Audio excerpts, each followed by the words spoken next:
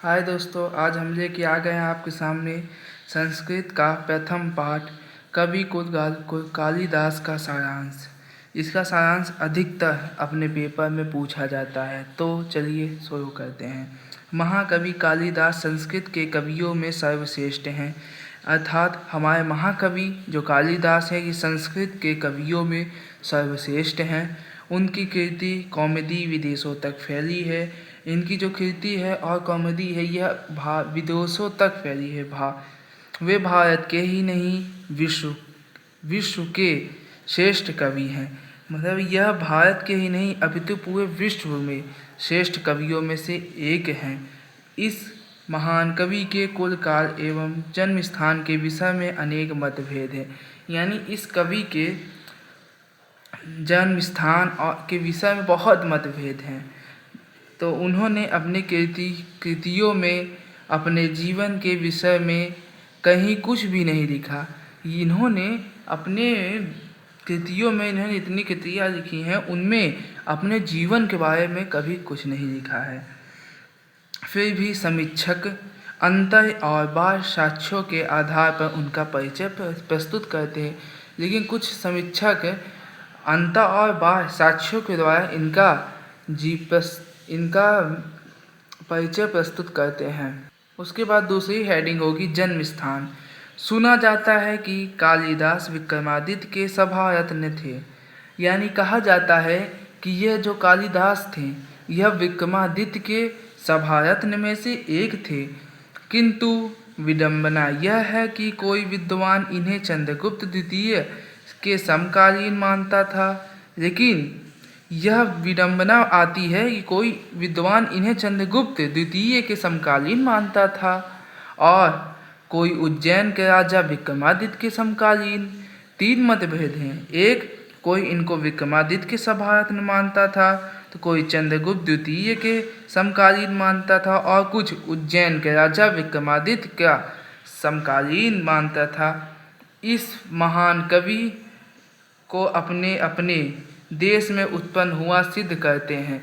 यानी सभी लोग इस महान कवि को अपने अपने देश में उत्पन्न हुआ सिद्ध करते हैं। कुछ विद्वान इन्हें कश्मीर में उत्पन्न हुआ और कुछ बंगाल में उत्पन्न हुआ मानते हैं। कुछ विद्वान इन्हें कहते हैं ये कश्मीर में हुए हैं, तो कुछ विद्वान इन्हें बंगाल प्रदेश में कहते हैं कि ये बंगाल में हुए हैं। दूसरे आलोचक इन्हें उज्जैन में जन्म प्राप्त किया मानते हैं। कवि का उज्जैनीय प्रेम भी इसी मत की पुष्टि करता है। यानी कुछ दूसरे आलोचक हैं जो इनका जन्म उज्जैन में मानते हैं और कवि ने उज्जैन के प्रति बहुत अच्छी अच्छी बातें लिखी हैं, इस कारण इन्हें उज्जैन का ही माना जाता है। तो इनके कुल के बारे में तीसरी हेडिंग आपको डालनी कुल। तो कविदास कालिदास की कृतियों में वर्ण व्यवस्था के प्रतिपादन को देखकर वे ब्राह्मण कुल उत्पन्न मालूम पड़ते हैं। वे शिव उपासक थे, फिर भी राम के प्रति उनकी भक्ति थी। यानी इनके भाषा के देखते हुए यह माना जाता था कि यह ब्राह्मण जाति के थे। तो फिर भी यह शिव के उपासक थे, फिर भी यह राम के प्रति इनकी अत्यधिक भक्ति थी। तो इनकी रचनाएं में हैं कालिदास ने रघुवंशम और कुमार संभवत दो महाकाव्य मानी। इन्होंने दो महाकाव्य लिखे हैं, एक रघुवंशम, एक कुमार संभवम। तो उसके बाद मेघदूतम और ऋतुसंहार दो गीति काव्य हैं। मेघदूत और ऋतुसंहार इनके दो गीति काव्य हैं। तथा मालवी अग्निमित्रम विक्रम उर्वशीयम एवं अभिज्ञान शाकुंतलम तीन नाटकों की रचना की है। इनका यह अभिज्ञान शाकुंतलम एक बहुत इम्पोर्टेंट नाटक है।